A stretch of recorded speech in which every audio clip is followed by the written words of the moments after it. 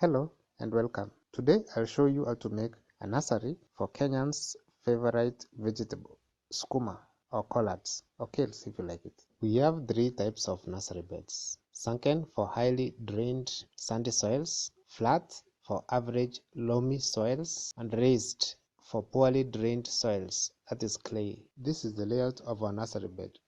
Clear 1 meter border around it. We don't need weeds close to the site.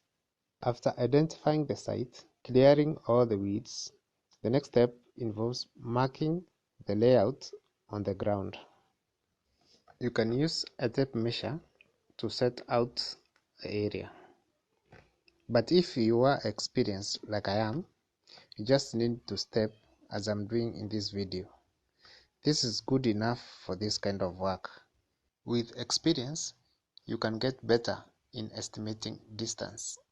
After I'm done with the setup, now I pour manure on the area that I had marked. I am using well-composted goat manure. You can use manure from other farm animals like cow, sheep, chicken, or even rabbits, as long as the manure is well composted.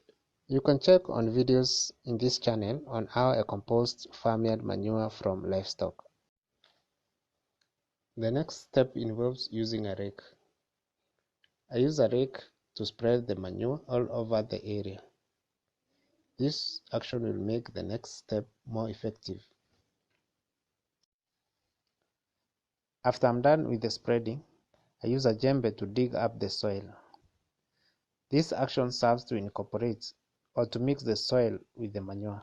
You can notice that I keep breaking down the big soil clods. This helps to achieve the fine teeth required for the small size of seeds that we are using. I have decided to use a flat nursery bed for this project. A rake helps to flatten the surface. It also helps to further achieve a fine till by removing the unbroken soil clods. I drag the soil clods on the borders to control runoff water. Here you can see me drawing down the lines where I will place the seeds. I'm using a sharp stick to do this. The distance from one line to the next is approximately 10 centimeters. You can use the palm of your hand to estimate such a distance. For me, I'm experienced, so this is not a tough task. I'm using certified seeds. Certified seeds come dressed with a chemical to control soil pests, so be careful. Do not drink or eat anything until you wash your hands. I start sowing the seeds in the lines, ensuring a distance of around 1 centimeter between the seeds. Do not drop too many seeds on the same spot. This will lead to overcrowding. Overcrowding is undesirable in a nursery because it leads to diseases in the future. Here you can see I'm using some tree leaves to lightly cover the seeds. Do not fill the lines completely with soil. A depth of about 1 centimeter will be fine. In farming, the size of a seed determines the depth at which it will be covered with soil. Here you can see me placing some dry grass to cover the soil. This cover will ensure that there will be uniform moisture in the soil, especially the first 4 days. This will lead to uniform germination. This cover will be removed after 5 days as germination will have started. I am using a watering can to apply water uniformly on the bed. Today I will use 20 liters to ensure the water gets to the right depth. As from tomorrow, I will be watering daily with 10 liters for the next 3 weeks. With the current sunny weather, I'll be watering in the late morning hours, that's between 9 and 10 o'clock.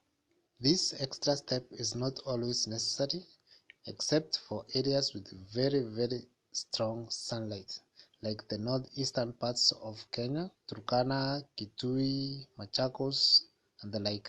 I am erecting a shade on top of the nursery. I'm using strings and sticks as it's just a temporary structure and will last for only 14 days.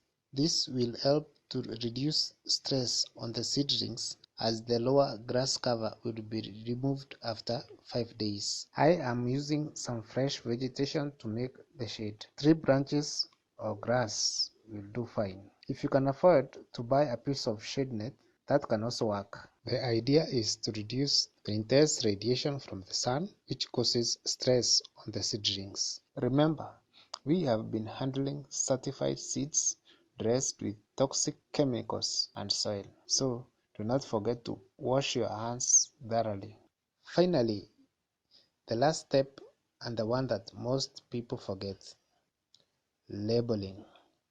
It's a good practice to make a label indicating the crop or the variety you have planted and, of course, the date. Install the label on one corner of the nursery. Thank you for watching. If you like this kind of content, please like and subscribe.